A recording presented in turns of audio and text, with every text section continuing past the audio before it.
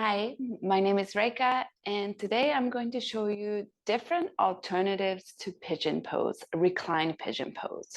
So usually, reclined pigeon pose in a yoga class looks like this. But not everybody feels comfortable in this conventional reclined pigeon pose. Maybe you feel discomfort in your knee. Maybe you feel discomfort in your hips, your lower back, any situation. So I'm going to show you other alternatives. Most common alternatives that you are going to hear in class, teacher will say, if pigeon pose hurts you, go on your back and do thread the needle. So this is thread the needle or figure 4, depending on who you ask. So this is an alternative for pigeon pose. We are still stretching the same muscle here. Another alternative that I like to offer is using blanket, block, or bolster. So this can be a bolster or a rolled up blanket.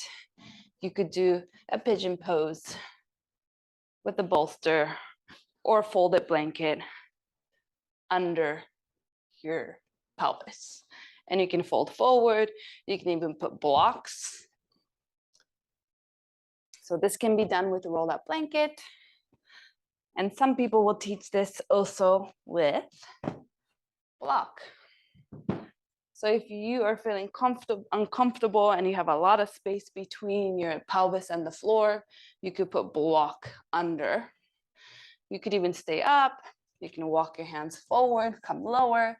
It's up to you whether you want to lower or not. So another alternative, it's called 90-90 pose. So you sit with your feet wide, knees bent, and you're gonna drop your knees to either side. So for now, I'm gonna drop it to my left, and I create 90-degree with my front leg and 90-degree with my back leg. So my front shin is parallel to the top of the mat. The front thigh is parallel to the long side edge of my mat. Same thing here. The back right thigh is parallel to my front shin. The back shin is parallel to the outer edge of the mat. So right now I'm only sitting on one butt cheek. My right butt cheek is not touching the floor. Left butt cheek is touching the floor, and that's okay.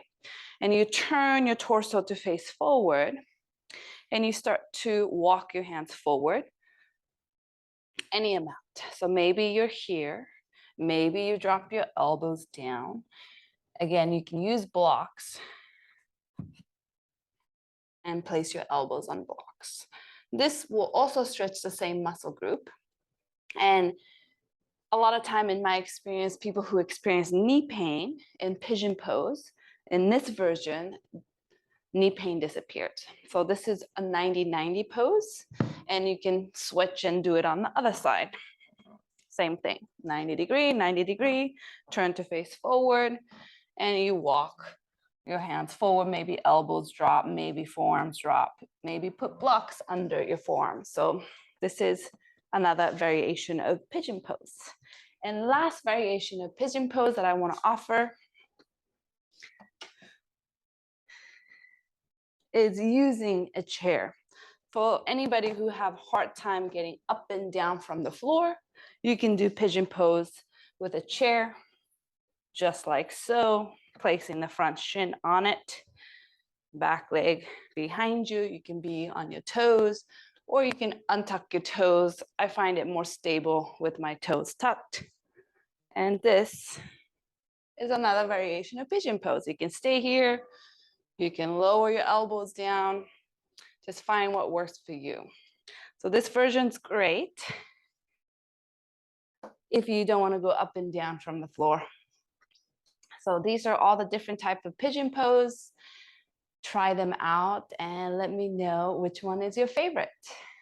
Talk to you soon.